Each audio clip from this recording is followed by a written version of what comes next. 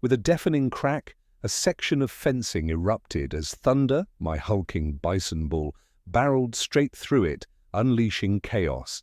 Behind him, the entire herd thundered forward, trampling the HOA's pristine lawns, flattening decorative fences and churning flower beds into a muddy stampede trail across their perfect Whispering Pines estates. I stood frozen, a wild mix of horror and grim satisfaction washing over me as 2,000 pounds of muscle and fur obliterated the boundary marker.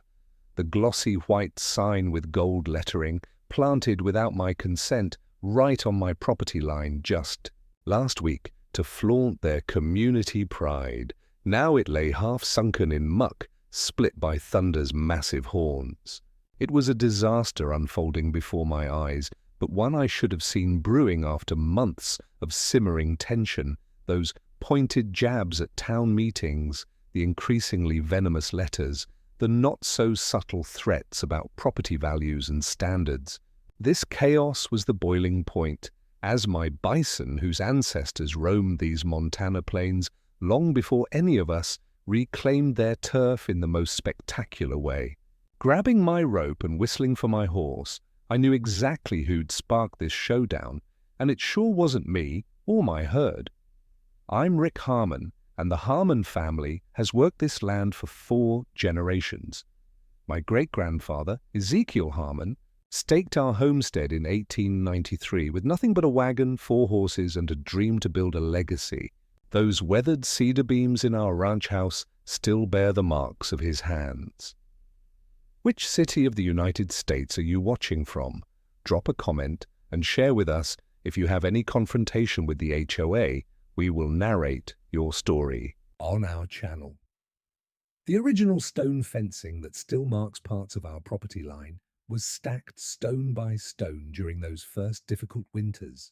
The Harmon Ranch began as a modest 160 acres, but through decades of hard work, careful stewardship, and strategic purchases during hard times when neighbors needed to sell, it grew to span nearly 800 acres of prime grazing land with natural springs, stands of old-growth pine, and gradual rolling hills perfect for cattle.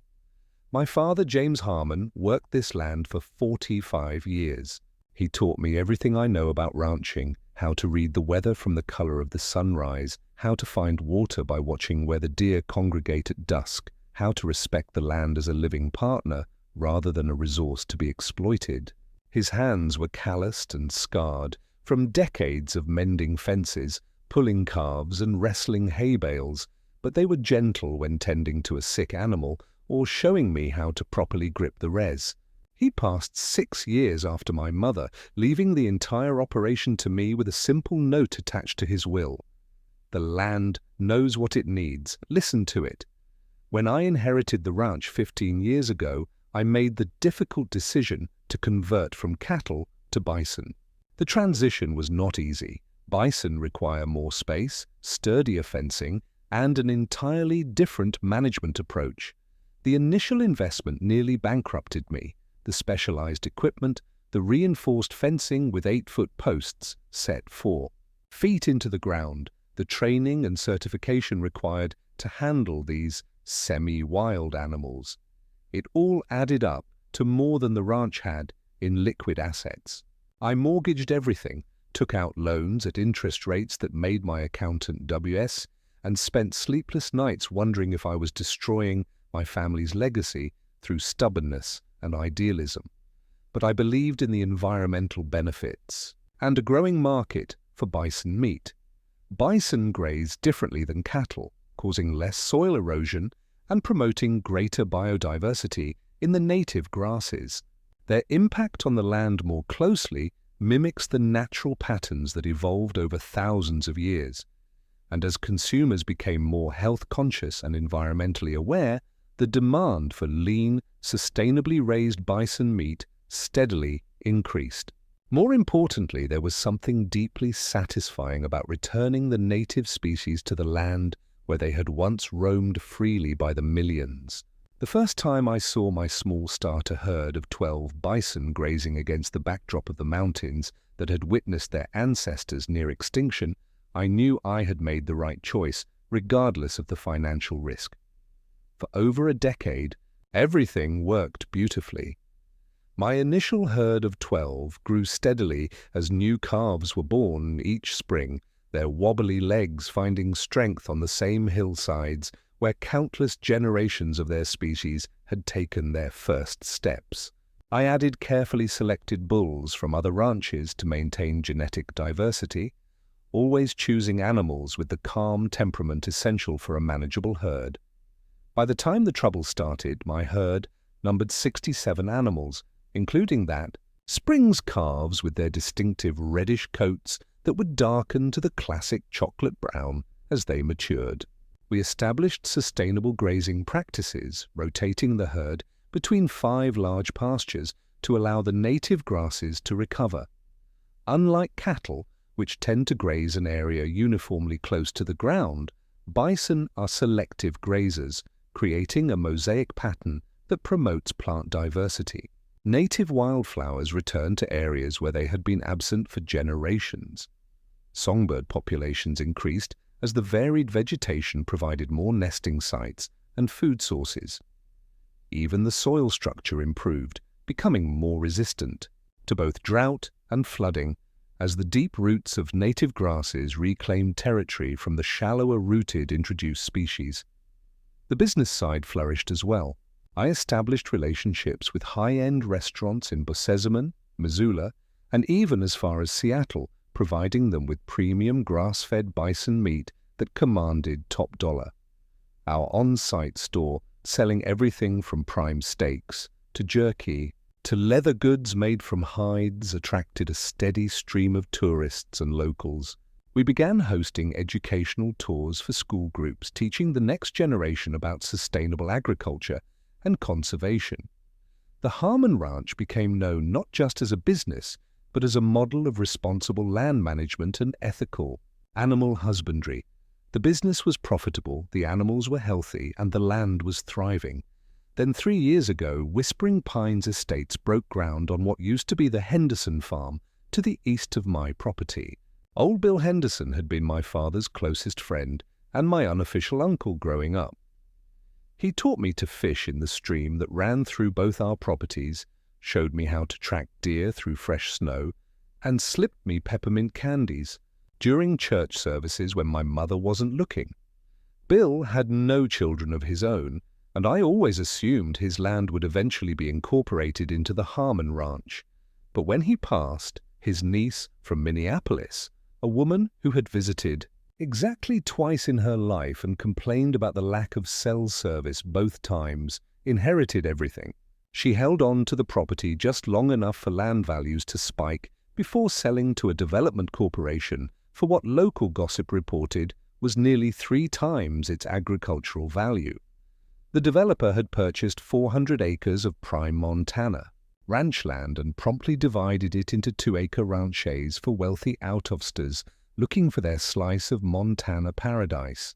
The marketing materials featured pictures of elk, moose, and eagles. Wildlife that had indeed been abundant on the Henderson place when it was a working farm with natural habitats preserved. The brochures neglected to mention that the development plan called for removing most of the natural vegetation, redirecting the stream that had carved its path for millennia, and installing streetlights that would ensure those majestic eagles would find somewhere else to hunt. I had concerns from the beginning, foreseeing the inevitable conflicts between agricultural operations and residential expectations. Ranching involves early mornings, occasional odors, and a certain unpredictability that rarely aligns with suburban sensibilities, but I tried to be a good neighbor. I reinforced my eastern fence line with an additional strand of barbed wire and more frequent posts, ensuring no adventurous bison could wander where they might cause alarm. I installed additional gates for emergency access in case fire or flooding ever necessitated rapid evacuation of either property. I printed informational brochures about bison behavior and ranching operations to distribute to new residents, hoping education might prevent misunderstandings. I even attended the first community barbecue they hosted, bringing along bison burgers as my contribution, an offering of peace and goodwill that I hoped might set the tone for our coexistence. At that barbecue, I met Pamela Thornton, the newly elected president of the Whispering Pines Homeowners Association. She was a former corporate executive from California who had retired to Montana for what she called the authentic Western experience. Pamela, who insisted everyone call her Pam to seem approachable, despite her Mercedes sport utility vehicle and diamond-studded cowboy boots, spent exactly 4 minutes talking to me before she asked the question that would foreshadow everything to come. "Those large, shaggy cows near the property line," she said, with a pinched expression, "they are temporary, correct? For some kind of special Montana rodeo event." I explained as patiently as possible that they were not cows, but American bison, that they were permanent residents of my ranch, and that bison had roamed this land for thousands of years before either of us was born. I even offered to give her and any interested residents a tour of the ranch and an educational presentation about bison conservation. Her smile remained fixed, but her eyes hardened. "How quaint," she replied. "But they are rather unsightly from our western-facing windows. Perhaps you could relocate them to the far side of your property. The Homeowners Association would certainly appreciate the gesture of goodwill." I politely declined, explaining that my grazing rotation was carefully planned for the health of both the animals and the land. That was the end of our pleasant conversation, but just the beginning of my troubles with Whispering Pines' estates. The first official complaint arrived by certified mail 2 weeks later.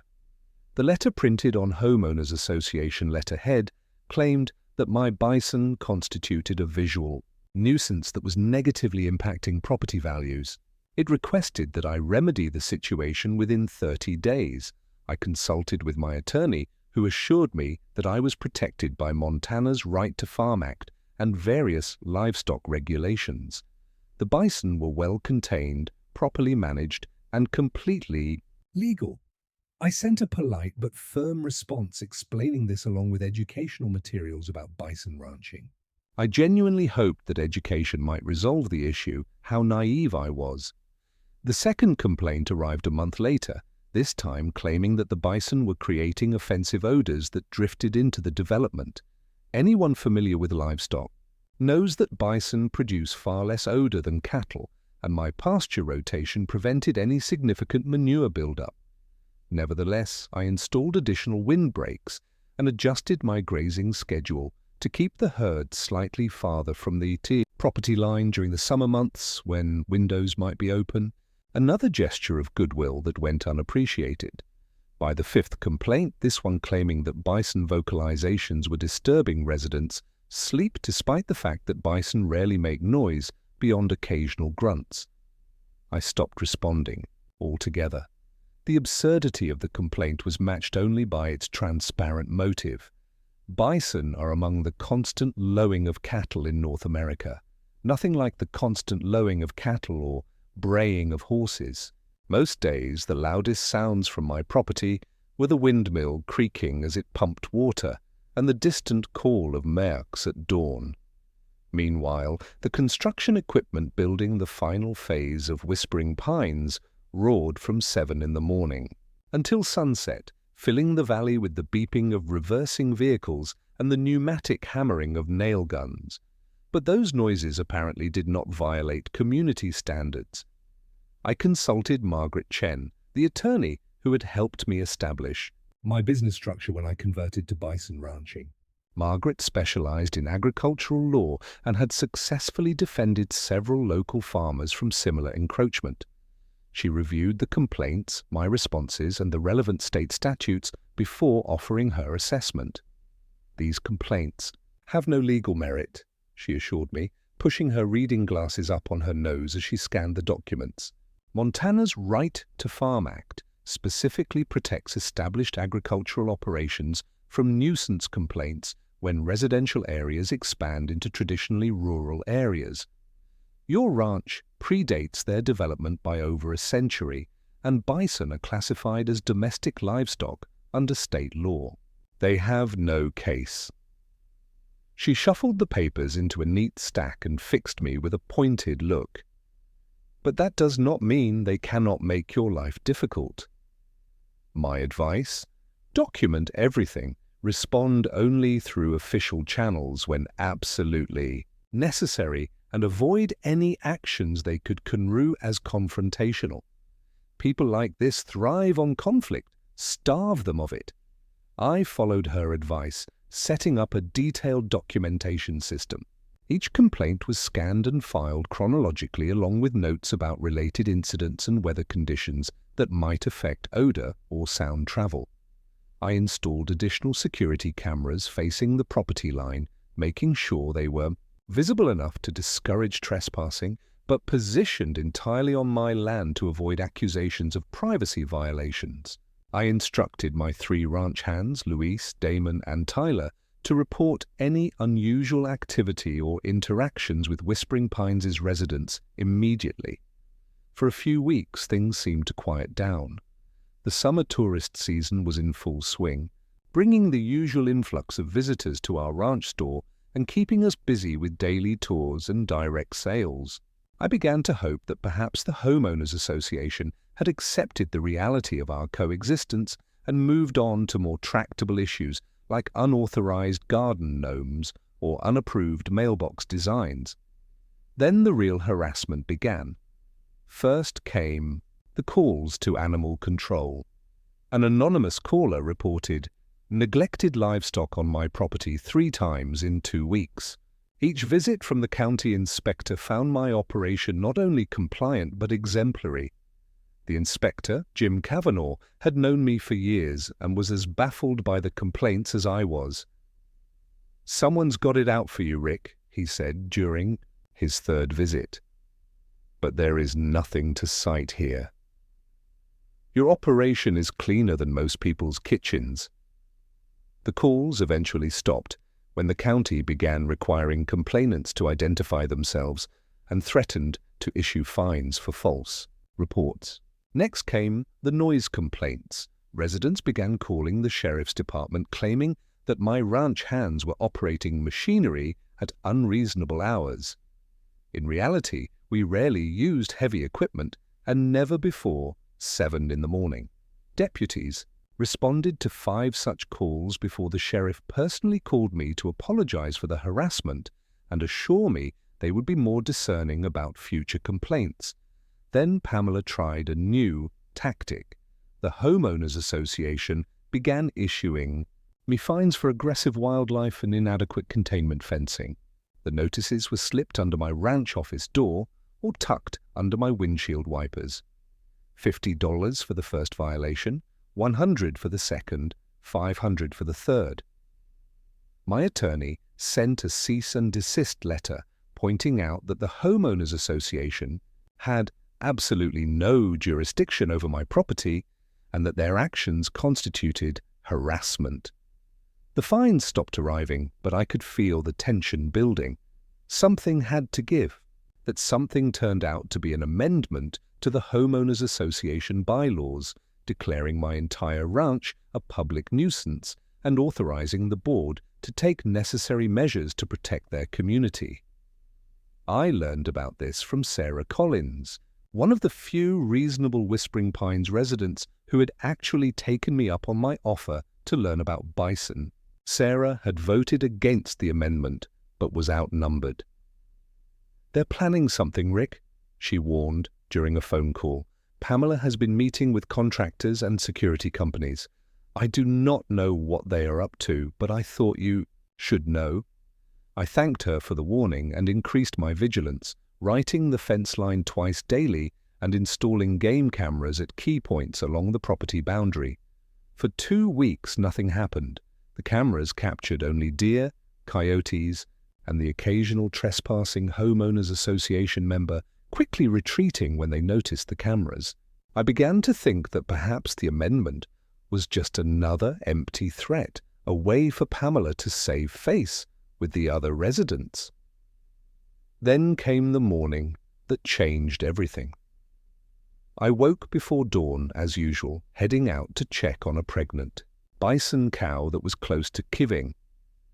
As I approached the eastern pasture where the main herd was grazing, something felt off. The bison were clustered near the center of the field rather than spread out as they normally would be. Several bulls were pawing the ground aggressively, a sign of agitation. And when I reached the main access gate, I discovered why. It had been nailed shut from the outside with heavy railroad spikes, not just closed or latched, but thoroughly secured with at least 30 spikes driven deep into the wooden posts. My blood boiling, I rode the perimeter and found the same situation at all 3 access gates to the eastern pasture. Each one had been methodically secured with spikes, clearly done during the night. Without these gates, I had no way to move the herd to fresh pasture, no way to separate animals that needed veterinary care, and, most alarmingly, no way to quickly evacuate the herd in case of fire or other emergency. I immediately called the sheriff and my attorney, then set to work removing the spikes with a crowbar from my saddlebag. It was painstaking work, and by the time I freed the first gate, the sun was fully up. The sheriff's deputy arrived as I was working on the second gate, photographing the vandalism and taking my statement. "This is criminal," the deputy said, shaking his head. "Tampering with agricultural infrastructure, trespassing, possibly animal endangerment. We will need to interview everyone in Whispering Pines." I appreciated his concern, but focused on freeing the gates. The herd's agitation was growing more pronounced. Bison are intelligent, perceptive animals. They knew something was wrong, and confined spaces make them nervous. An evolutionary response to predators that served them well on the open plains, but created a dangerous situation in a fenced pasture. By mid-morning, I had opened all 3 gates, but the damage was already done. The herd was stressed, pacing along the fence line, refusing to approach the gates they normally used with confidence. The most agitated was Thunder, my lead bull, a massive 6-year-old with a distinctive white patch on his forehead. Thunder had always been even-tempered for a bull, but today he was snorting and pawing, warning signs that even experienced handlers know to respect. I decided to give the herd space, hoping they would calm down naturally once they realized the gates were open. I returned to the ranch house to call my veterinarian for advice on safely administering sedatives if necessary. I was on the phone with Dr. Matthews when I heard it, a mechanical whine followed by a sharp electrical pop. The sound came from the direction of the property line, distinct even through the sturdy log walls of my ranch house. Something about the quality of the noise, electrical and unnatural, set off immediate alarm bells in my mind. I mumbled a hasty coy back to Dr. Matthews and dropped the phone on the kitchen counter, not bothering to check if the call had disconnected. Through the east-facing windows I could see part of the pasture where my agitated herd was gathered. Several of the animals had raised their massive heads, their attention focused in the same direction as the sound. Thunder, always the most perceptive of the herd, had stopped his pacing and stood perfectly still, ears forward, nostrils flared as he processed this new potential threat. Bison rely heavily on their acute sense of smell, capable of detecting odors from nearly 2 meters away under the right conditions. Whatever was happening, Thunder was gathering information, calculating the threat level. I rushed outside, taking the porch steps 2 at a time, and jogged toward the property line. The main house sits about 500 yards from the eastern boundary, giving me a clear view across gently sloping pastureland to where Whispering Pines had installed a decorative metal fence 3 months earlier. The fence itself was innocuous enough. Vertical iron posts in an understated black finish, connected by horizontal cables, topped with small, solar-powerful lights, in antique copper casings. The overall effect was meant to suggest a high-end vineyard rather than a security barrier, but now one section of those decorative lights was shooting sparks like a misplaced 4th of July celebration. A maintenance worker in a Whispering Pines Estates branded golf cart was examining a control box mounted on one of the larger posts, apparently troubleshooting an electrical issue. His tool bag sat open on the ground beside him, and he was using a screwdriver to adjust something inside the metal housing. Every few seconds, another shower of sparks would erupt, accompanied by that sharp, popping sound that carried across the otherwise peaceful morning landscape. The worker seemed unconcerned, protected by heavy rubber gloves as he continued his adjustments. Under normal circumstances, this would be of no concern. Minor maintenance happens all the time along property boundaries, and electrical systems occasionally malfunction. On any other day, I might have simply made a mental note to check that section of fence later to ensure no damage had occurred on my side of the line. But today was not normal. Today I had a stressed, confined herd, still recovering from the gate incident, and a lead bull already on high alert for threats to his herd. The agitation had been gradually subsiding, but this new development, bright flashes, unusual sounds, the smell of ozone and hot metal carrying on the breeze, was like striking a match next to gunpowder. Thunder interpreted the sparks and electrical noise as a threat. He lowered his massive head, pawed once, and charged. The sturdy fence that normally contained my bison might as well have been made of toothpicks. 2,000 lbs of muscle crashed through it with a splintering boom that echoed across the valley. The maintenance worker fled in his golf cart, which only triggered Thunder's pursuit instinct. And where Thunder went, the herd followed. 67 bison surged through the breach in the fence and onto Whispering Pines' property, a wall of fur and horn moving at 30 mph.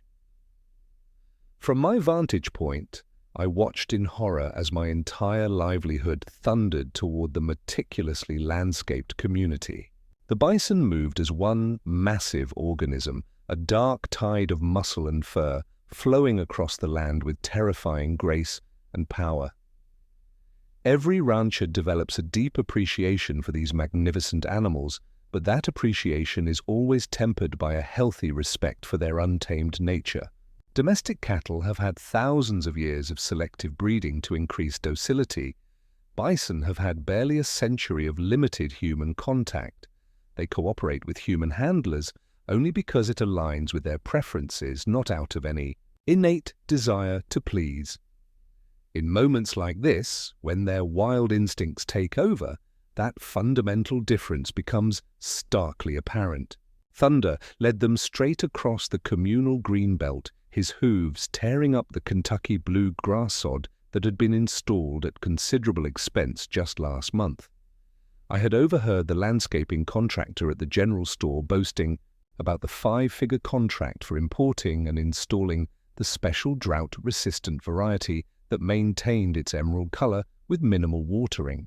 Now those perfect squares of grass were being churned into a muddy quagmire as 67 bison weighing a combined total of nearly 50 tons pounded across it at a full gallop.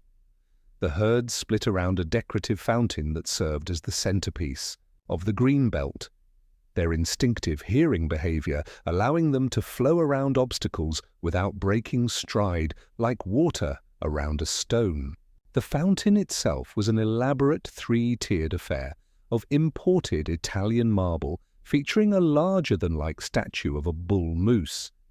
An ironic choice now, as the actual wildlife that had once inhabited this land returned in dramatic fashion. The moose stood no chance against Thunder's glancing blow. The statue toppled with a resounding crash, the sound of breaking marble drowned out by the thunder of hooves as the herd reconvened on the other side, following Thunder toward the community clubhouse. The landscaping that had featured so prominently in the Whispering Pines' marketing materials dissolved beneath the bison onslaught. Ornamental shrubs transported from specialty nurseries in Oregon disappeared beneath their hooves, reduced to scattered twigs and leaves. Japanese maples, their delicate red foliage selected to provide aesthetic contrast with the surrounding pines, snapped like matchsticks as the larger bulls brushed past them. Carefully arranged rock gardens meant to suggest a mountain stream, scattered in all directions, their meticulously placed stones now indistinguishable from the churned earth. The underground infrastructure fared no better than the visible amenities. Irrigation lines buried just inches below the surface to water the non-native plantings burst under the pressure of 2,000 lb animals, sending water spraying into the air in impromptu geysers that only added to the chaos. The sprays of water caught the morning sunlight, creating rainbows that arched over the destruction in a surreal display of natural beauty amid human artifice. The solar-powered landscape lighting that lined the walking paths shattered under hoof, sending fragments of plastic and metal flying in all directions. Near the entrance to the residential section, a row of custom mailboxes, each a miniature replica of its owner's home, commissioned from an artisan and bowsman at several hundred apiece, toppled like dominoes as the massive animals brushed past them. The sound of splintering wood and bending metal added to the cacophony that now filled the once peaceful morning. Papers, packages, and various mail items scattered across the muddy ground carried by the wind created by the herd's passage. Residents emerged from their homes, first curious, then panicked at the sight of 30 tons of bison charging through their community. Car alarms blared as people scrambled for safety. I heard someone screaming about calling 911, but I was already in motion. This was my responsibility regardless of who had created the situation. I raced to the stable, saddled Dakota, my most experienced horse, and whistled for my 3 border collies. Together we headed straight for the chaos. Years of training took over as we crossed my property line and entered Whispering Pines' estates for the first time. Uninvited, but desperately needed. Bison herding is nothing like cattle herding. You cannot simply chase bison where you want them to go. You have to work with their instincts, anticipate their movements, and guide rather than force. Dakota knew his job, approaching at an angle that would not trigger more panic in the herd. The dog spread out instinctively, moving to flank positions. I focused on Thunder, knowing that where he went, the others would follow. The key was to turn him in a wide arc, gradually steering the entire herd away from the houses and people. I spotted Pamela standing on her porch, face contorted in outrage, cell phone clutched in a white-knuckled grip, as she presumably called everyone from the sheriff to the governor. Her pristine front yard was now churned into mud as several younger bison playfully rolled in the sprinkler puddles. The rose bushes she had specifically pointed out to me at the community barbecue imported from England at great expense, she had mentioned multiple times, were now indistinguishable from the churned earth. I did not have time to appreciate the irony of the situation. My focus remained on safely containing my animals before anyone, human or bison, was injured. It took nearly 45 minutes of careful maneuvering, calling upon every skill I had developed in 15 years of bison ranching and a lifetime of horsemanship.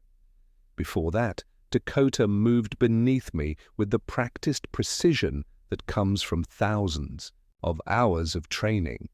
Responding to subtle shifts in my weight and gentle pressure from my knees, the border collies, Scout, Maggie, and Old Buck worked in perfect coordination, communicating through a language of whistles and hand signals I had spent years perfecting with them. They knew exactly how much pressure to apply, staying just close enough to influence the bison's movement without triggering their defensive instincts.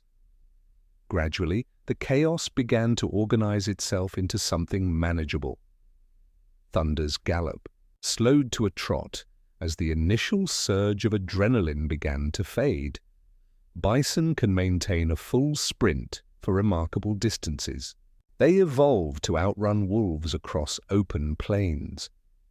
But even their impressive endurance has limits. The natural wisdom encoded in their DNA told them to conserve energy once the perceived threat had been escaped. Thunder's massive head lowered slightly, his breath coming in great steaming plumes in the cool morning air. His change in pace rippled through the herd like a signal, the younger animals responding to the lead bull's cues as they had done since before humans first set foot on these plains. The yearlings, who had been zigzagging in energetic bursts of speed, began to slow as well, their youthful exuberance tempered by the herd's collective mood shift. Two young bulls who had been playfully sparring during the stampede practiced for the dominance contests they would engage in as mature animals, broke off their mock battle and drifted back to their mothers' sides. The distinct social groups that form the complex society within every bison herd began to reassert themselves, maternal lineages clustering together in the arrangements that had evolved over thousands of generations to provide optimal protection and resource sharing. With each small success, a subtle change in direction here, a gradual decrease in speed. There, my confidence grew. This was what I knew, what I had trained for, what my family had done for generations. Different livestock, same principles, understand the animals, work with their natural tendencies rather than against them, and maintain calm authority even in crisis. Dakota seemed to sense my growing assurance, his ears flicking back toward me briefly as if checking that we were still of one mind about our approach. Using a series of precisely calculated maneuvers, moving at angles that suggested direction rather than forced it, creating pressure points with strategic positioning of the dogs, always leaving what appeared to be an escape route that actually led where I wanted them to go. I gradually steered the herd away from the residential section of Whispering Pines. Each subtle adjustment in our position communicated information to Thunder, who processed these inputs against his own assessment of the landscape and made decisions. Accordingly, it was a complex dance of suggestion and response, pressure and release, a conversation conducted without words between species that have shared this land for centuries. With skilled movements from Dakota and precisely timed commands to the dogs, I guided them toward the community exit and back onto a section of my property, specifically the western pasture, where they should have been moved days ago, if not for it. The nailed gates. This pasture, with its gentle slope facing the afternoon sun and natural windbreak of mature pine trees along the northern edge, was ideal for the late spring season. The new growth of native grasses here was at its nutritional peak, providing the perfect balance of protein and fiber that the nursing mothers and growing calves particularly needed. It was where they had been meant to be all along before human interference disrupted the carefully planned rotation that balanced their needs with the land's capacity. When animal control finally arrived, my herd was calmly grazing in their new pasture, acting as if nothing unusual had happened. The same could not be said for Whispering Pines' estates. The damage was extensive and immediately visible. Torn irrigation lines creating impromptu swamps, flattened ornamental walls, destroyed landscaping, toppled signage, and hoof prints embedded in freshly poured concrete for what appeared to be a new community fire pit. The pristine green belt now resembled a poorly maintained cattle yard, complete with fresh bison patties deposited throughout. Conservative estimates would put the damage in the tens of thousands of dollars. Sheriff Bradley arrived shortly after, taking one look at the scene before asking me to walk him through exactly what had happened. I showed him the gates with their telltale spike holes, the broken fence where Thunder had made his dramatic exit, and most importantly, the security camera footage from my property that clearly showed 3 individuals approaching my gates at 2 in the morning. Despite their attempts to conceal their identities with hooded sweatshirts, one face was clearly recognizable. Pamela Thornton, Homeowners Association President and Chief Architect of the Anti-Bison campaign. "This changes everything," Sheriff Bradley said after reviewing the footage. "We are looking at criminal trespassing, vandalism, animal endangerment, and potentially reckless endangerment of human life, given what could have happened with those bison." He turned to where Pamela stood with the other Homeowners Association board members, their faces ashen as they surveyed the destruction of their carefully planned community. "Mr. Thornton," the sheriff called, "I believe we need to have a conversation down at the station." The legal consequences unfolded rapidly after that. Under my attorney's guidance, I filed charges against Pamela and her 2 accomplices, who turned out to be the Homeowners Association Vice President and Treasurer. We also filed a civil suit invoking Montana's livestock protection laws, which carry severe penalties for anyone who deliberately interferes with agricultural operations or endangers livestock. The Homeowners Association's insurance company initially tried to deny their claim for the property damage, citing the criminal actions of the board members as grounds for exclusion. This led to a separate lawsuit from the residents against their own board. The security camera footage proved indisputable in court. Not only had Pamela led the gate nailing expedition, but recovered text messages between board members revealed the entire plan had been coordinated weeks in advance. Their intent, explicitly stated, was to prevent me from moving the herd to different pastures, creating conditions unpleasant enough that I would be forced to relocate the animals. What they had not anticipated was the animal's stress response, the coincidental electrical maintenance or thunder's protective instincts. The judge, a 4th-generation Montanan himself, was particularly unsympathetic to their defense. "In this state," he declared during the hearing, "we respect private property and agricultural livelihoods. The defendants not only trespassed and vandalized, but they recklessly endangered valuable livestock and potentially human lives through their actions. Their contempt for their neighbors' legal rights and livelihood is obvious and disturbing." His ruling was comprehensive. The Homeowners Association was fully liable for all damages to my property, including veterinary costs for 2 bison injured during the stampede and the replacement of the damaged fence. Additionally, Pamela and her accomplices were ordered to pay substantial personal fines and perform community service hours at the local agricultural education center. Most satisfying of all, the court issued a permanent injunction preventing any Whispering Pines' representative from coming within 100 FT of my property line without explicit written permission. The Homeowners Association was required to create and maintain a 50-foot natural buffer zone along our shared boundary, surrendering their precious development space as a permanent easement that could never be built upon or modified without my approval. The fallout within Whispering Pines was equally dramatic. Pamela resigned in disgrace, selling her authentic Montana ranch at a substantial loss and returning to California. The new board, led by Sarah Collins of all people, approached me with a formal apology and a request to start fresh.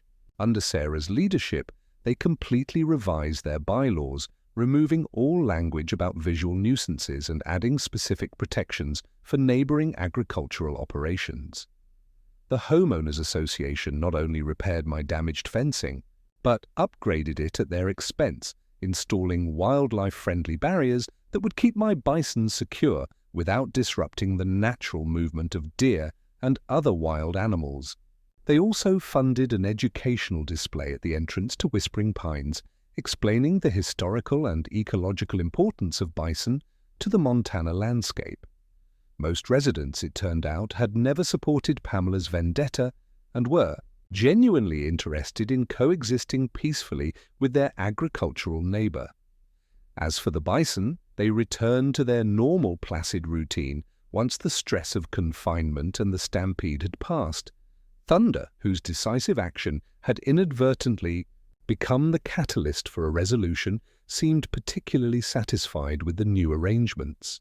I added a new paddock near the eastern fence line specifically for him, giving him a comfortable vantage point from which to observe the comings and goings at Whispering Pines' estates.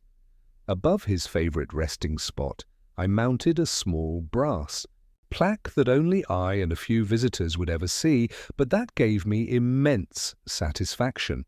Nonetheless, it read simply, "Thunder Property Manager,"